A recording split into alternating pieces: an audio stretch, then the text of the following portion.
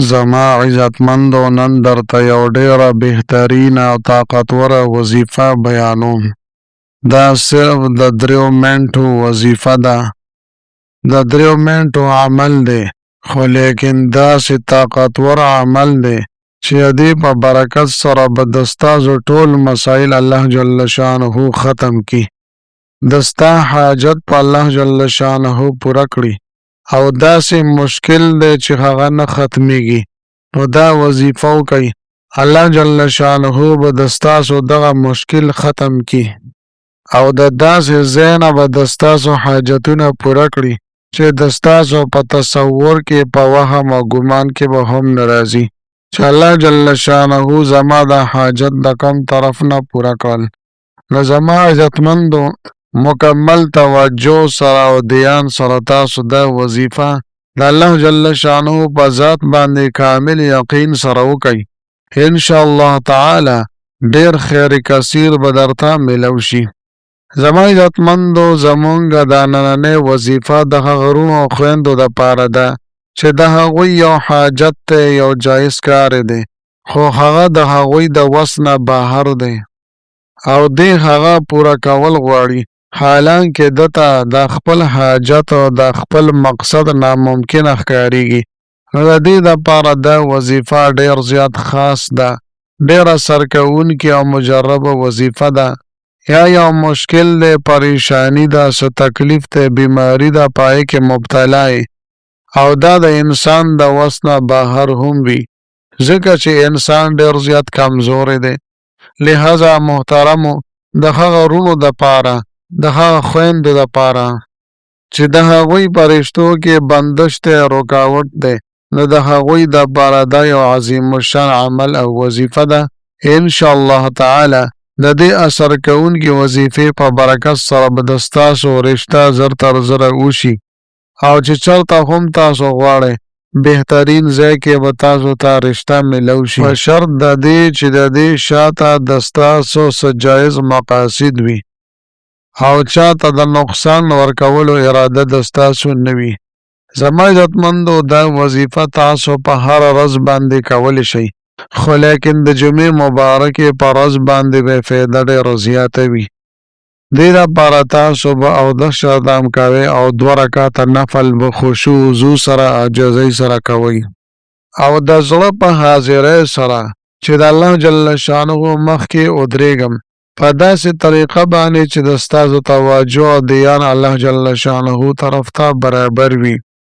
چې زه الله جل شانه مخکې ولاړ یم، انتهایی توجه سره به تاسو 2 رکعته نفل وکئ. کله چې مو 2 رکعته نفل وکړه نو بیا به په خپل ځای باندې تاسو کښېنئ، د ستاسو توجه او دیان برابر وي، چا سره به خبرې اترې نه کوئ، بغیر د خبرو اترو نه تاسو به د سلام قولا من رب الرحیم دا وظیفه او دا عمل کوئ. زما عزتمندو سورت یاسین د قرآن پاک زړه دی، او د سورت یاسین زړه دا سلام قولا من رب الرحیم آیات کریمه دی. زما عزتمندو دا داسې مبارک آیات کریمه دی چې دا د جنت د خزانو نه یو خزانه ده، د جنتیانو یو عام کلام دی. په دې کې د الله جل شانه له طرف نه په خپلو بندګانو باندې سلام را لېږلی شوی دی. نو زما عزتمندو هغه به څومره خوش نصیبه خلک وي چې د الله جل شانه له طرف نه په هغوی باندې سلام راشي. نو زما عزتمندو مونږ هم دعا کوو چې الله جل شانه دې مونږ ته جنت الفردوس را نصیب کړي،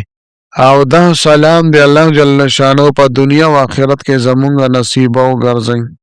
چې مونږ هم خوش نصیبه شو، د الله جل شانه له طرف نه په امن او سلامتۍ کې راشو. به هر حال زما عزتمندو اوس زه تاسو ته د دې وظیفې مکمل ترتیب او طریقه کار بیانوم. که چېرې زما چینل مو لا تر اوسه پورې سبسکرایب کړی نه وي نو برای مهرباني دا چینل سبسکرایب کړئ. سبسکرایب سره خوا کې د ټلۍ والا نشان دی، دا تاسو کلیک کړئ او سلیکټ آل یې کړئ، د دې لپاره چې د هر راتلونکي ویډیو نوټیفیکیشن تاسو ته ملاویږي. زما عزتمندو زما د حوصله افزایۍ دپاره ویډیو ضرور لایک کړئ او لاندې کمنټ کې تاسو ماشاءالله سبحان الله جزاک الله یا د دې په شانت نور خپل الفاظ منشن کوي ولیکي دې لپاره چې مالا خو لفظي ملاويږي او نور ډېر خپل وظف ز تاسو ته په دې چینل کې راوړم زما عزتمندو نن د جمعې مبارک ورځ ده او د جمعې ورځ ته سید الایام ویل شوی ده نو زما عزتمندو نن ډېره مبارک ورځ ده په دې کې صدا سے خاص لمحات دي چې الله جل شانه په هغه کې د خپل بندګانو دعاګانې قبلې یو هغه ټایم ده چې امام کله د خطبه په منځ کې کینی دا رنګه زما عزتمندو مازیګر نه واخلې ماقامه پورې دا ټایم هم ډېر بابرکتی او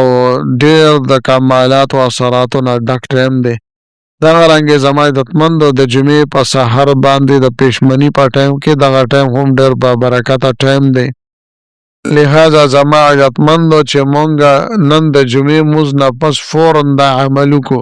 ان شاء الله تعالی زمونږه زندگی زمونږه ژوند الله جل شانه بدل کی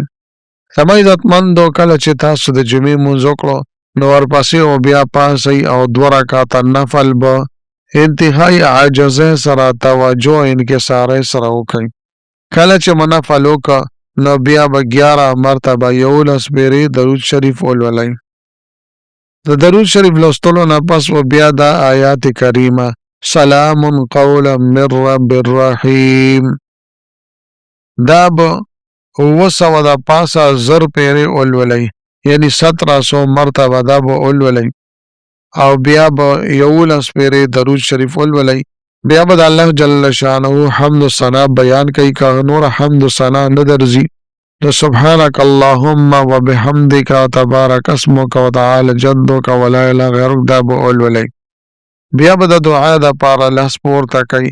دعا وغواړئ چې الله تعالی دا عبادات دا ذکر اذکار ما دا خاص د ستا د رضا د پاره وکړو یا الله تعالی زما دا ورکوټ شان حاجت ته زما دا وړه شان بیماری دا زما دا مقصد او خواهش ته اے کریم ربا دا زما عبادت په خپل عالیه کې قبول او منظور وګرځي او زما دا فلانی حاجت پورا کې او ته زما مدد وکې یا الله تعالی ما سره خپل مدد شامل حال کې ته زما عزتمند انتهایی عاجزه سره بد الله جل شانه دعاګانې وغواړي الله جل شانه کریم او سخی ذات دی الله جل شانه ډېر د غیرت والا ذات دی ضرور به ضرور الله جل شانه تاسو تاسو کې ساچي او تاسو جوړه به خالی نه واپس کوي لہذا زما عزتمندو خپل هم د عملو کوي خپل ورونو دوستانو سره هم د صدقې جاری پنځه سره شیر کوي ملاوي کوم بتاو سره بل ویډیو کې بل وظیفه سره تر هغه وخت پورې مال اجازه راکړئ د الله په امان